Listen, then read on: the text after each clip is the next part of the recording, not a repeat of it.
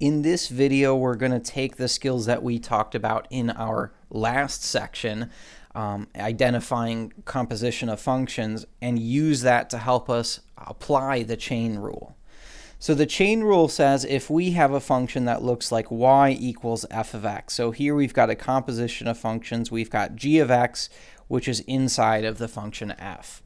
So if we have a composition of functions, then the derivative is y prime equals f prime of g of x times g prime of x.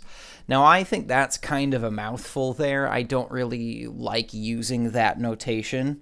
So what I'm going to do instead, I think this is a little bit easier to look at. I'm going to use g of x equals u, so I'm just going to use u as my, quote, inside function. Then the derivative, y prime, is going to be f prime of u times u prime. I think this is just a little bit nicer to look at. It's a little bit easier to understand and digest. So right above this video, there's that four-step process I outlined of how we're going to apply the chain rule. Please make sure you read that over, you include that in your notes. I'm going to model that four-step process for us here within this video so that we can kind of see how it works. And then later on in the next videos, we'll talk about some shortcuts that we can use instead of having to use this four-step process every single time. So the very first thing I want to do in these problems is I want to identify what is my inside function, just like I did in my last video. So in this problem, I'm going to take my inside function to be 4x squared minus 10. And I'm going to call that inside function u. So u, I'm going to say, is equal to 4x squared minus 10.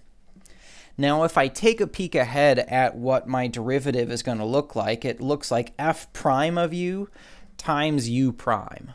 So I not only need u, but I'm going to need u prime as well. So just kind of looking ahead, I know I'm going to need u prime.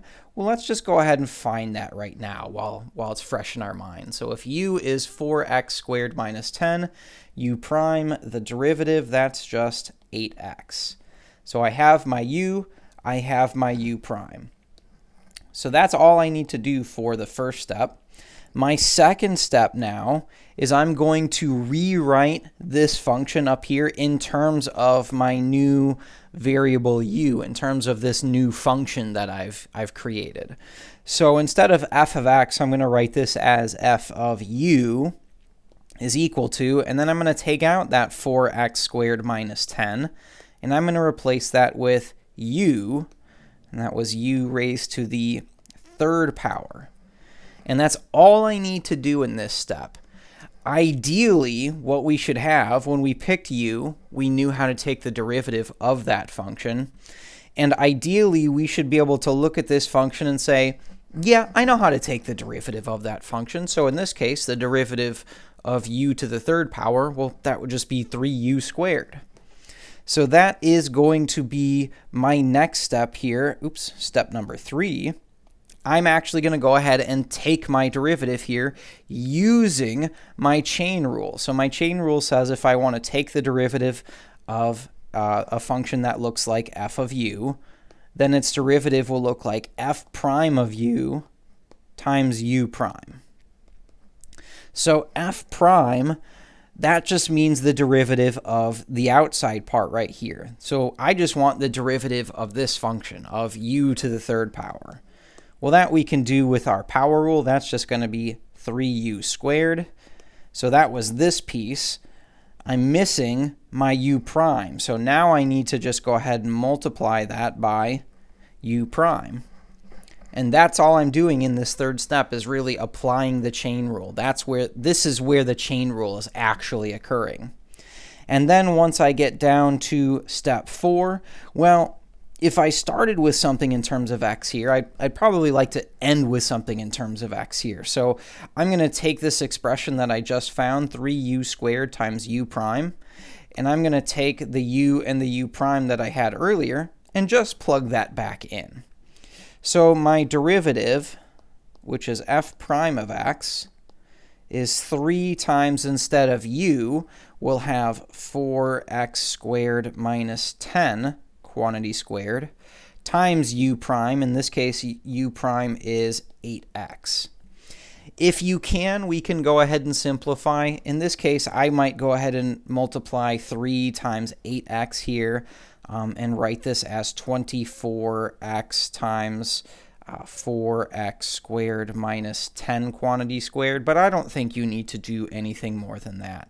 And to be honest, if you had left your answer at that first step, that would be okay for right now when we're first starting out. Eventually, I do think it's a good idea just to simplify it a little bit in case we need to do some more work afterwards. But there is our answer. There is our derivative, this 24x times 4x squared minus 10 quantity squared. So this four-step process, I think, really does kind of it really does break the chain rule down into smaller, more manageable pieces, which is really what I want to accomplish with this process. So let's look at another one here. So next up, I've got, in part B, I've got y equals 2 times e to the 4x power. Just like last time, I'm going to start with step 1. I'm going to pick out an inside function here. U is going to be, in this case, I'm going to take u to be my power. When we're dealing with exponentials, e to some function of x, usually if this is anything more complicated than x, so here I have 4 times x, then this is going to be a good choice for your inside function u. So I'm going to take u equals to 4x.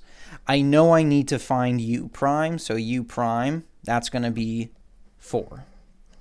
So there's my first step. My second step, then, I'm going to take my equation and rewrite it in terms of u. So I'm going to write this as y equals 2 times e, and then instead of the 4x power, that's going to be 2 times e to the u power. That's all I need to do here in this second step.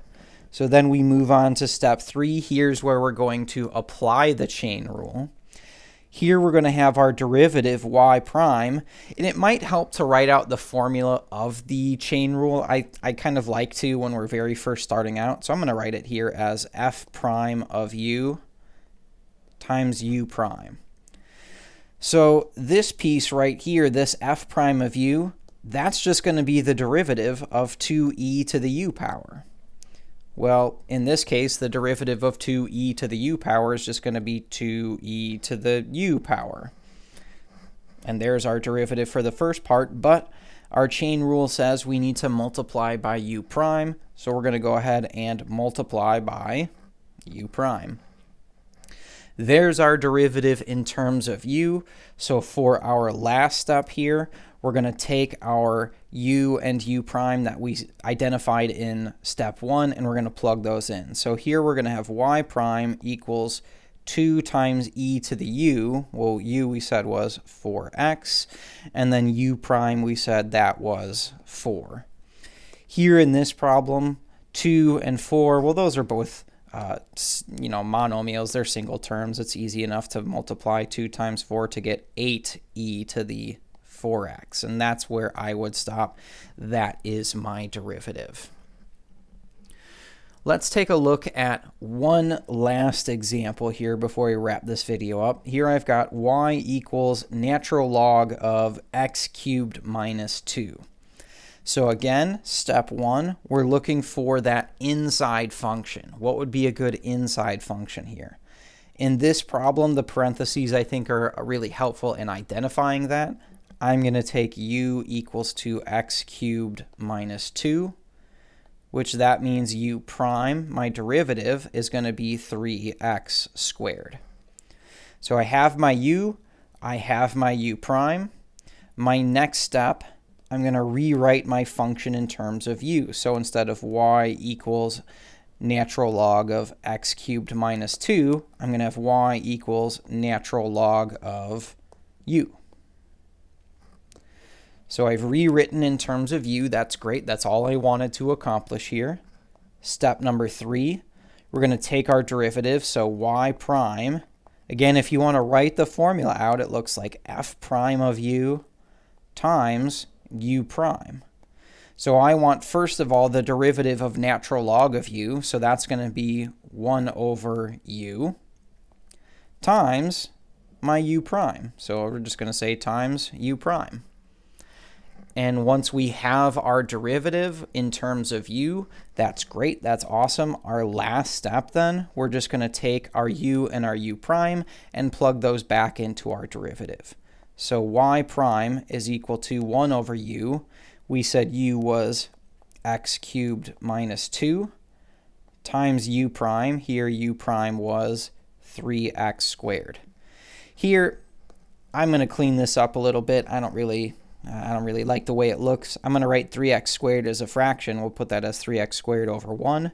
And then when we multiply these two fractions, we're going to just multiply the numerators and multiply the denominators. So here, when I multiply straight across, I'll have 3x squared divided by x cubed minus 2. Here is my derivative. So I would really encourage you to follow this 4-step process, especially when we're starting off with the chain rule. I think it's really helpful. And the nice part about this 4-step process is it's going to work for every single chain rule problem that we run into. It will work for anything. Later on in this module, we're going to talk about some shortcuts that we can take. If we can identify kind of what our function looks like, we'll kind of identify 3 separate cases.